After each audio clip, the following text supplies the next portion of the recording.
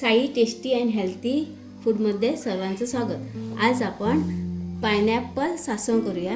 त्याच्यासाठी मी एक नारळाचं खोबरं घेतलं आहे, थोडीशी मिरची घेतली आहे, एक वाटी गूळ घेतला आहे, लाल तिखट, अननसला लावण्यासाठी। त्याच्यात चवीपुरतं मीठ घालायचं आणि लावून 10 मिनिटं ठेवायचं। मिरची आणि खोबरं मी आता वाटून घेते।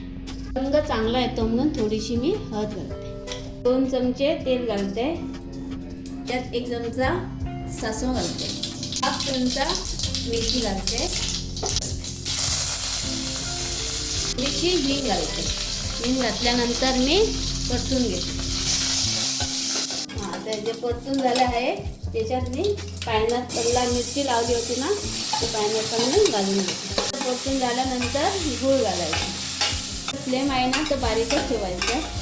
थोडंसं पाणी घालते आणि गूळ ठेवलं होतं ना ते आता गूळ घालून 15 मिनिटं शिजण्यासाठी ठेवते। आता शिजून झाला आहे हे, त्याच्यात मी वाटलेलं खोबरं घालते। झालं आहे। आता पातळ आणि दाढ ना ते तुमच्या आवडीनुसार करा। त्याच्यात मी थोडंसं मीठ घालते। मी याच्यात वाटण घातले आहे ना, ते आता 10 मिनिटं शिजू दे। पायनॅपल सासव रेडी झाला आहे। तुम्ही माझ्या चॅनलला सबस्क्राईब करा, लाईक करा आणि शेअर करा।